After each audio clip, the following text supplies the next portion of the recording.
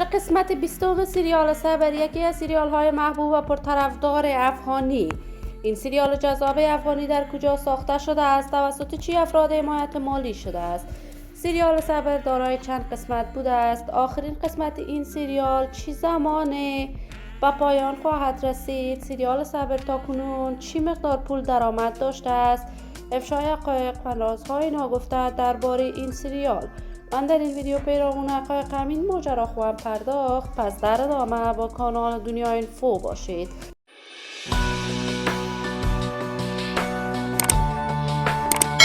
سلام و سلامتی نثار تک تک از شما دوستداران و همراهان نهایت ارجمند کانال دنیا اینفو. شما را خوش آمدید میگم به یکی دیگر از ویدیوهای جذاب و دیدنی این کانال.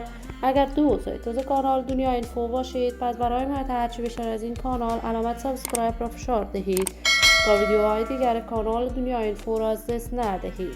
سریال صبر یکی از سریال های محبوب و پرطرفدار افغانی بوده است که در میان مردم افغانستان شهرت و محبوبیت بسزایی داشته است. این سریال جذاب افغانی توانست در مدت خیلی کوتاهی در میان مردم افغانستان موج حمایت ها و در ضمن انتقادات را به همراه داشته است. سریال صبر دوزاران و طرفداران خاص خودش را داشته است و این سریال در کشور پاکستان ساخته شده است. سریال صبر فصل اولش بیشتر از 65 قسمت داشته است که قرار است همه روزه از طریق کانال یوتیوب رویا قسمت‌های جدید این سریال به نشر برسد. در نقش مرکزی سریال صبر دو یوتیوبر مشهور و محبوب افغان رخسار و میفن نقش ایفا کرده است که این دو توانستند محبوبیت و شهرت خاصی برایشان پیدا شود.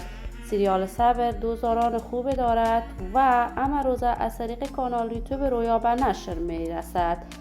من هم آرزوی موفقیت، کامیابی و سعادت برای تک تک از این مجریان، کارگردانان و نقش آفرینان این سریال جذاب افغانی از بارگاه عزت العزال تمنا دارم. دوستداران و همراهان نهایت ارجمند کانال دنیا اینفو، شما هم نظریاتتان را در بخش کامنت با من شریک بسازید. اگر دوست کانال دنیا اینفو باشید، پس برای حمایت هرچی بیشتر از این کانال علامت سابسکرایب را فشار دهید تا ویدیوهای دیگر کانال دنیا اینفو را دست ندهید. تا درود دیگر، هر یک شما خوبان را والله منان امانت گذاشته. موفق کامیاب باشید.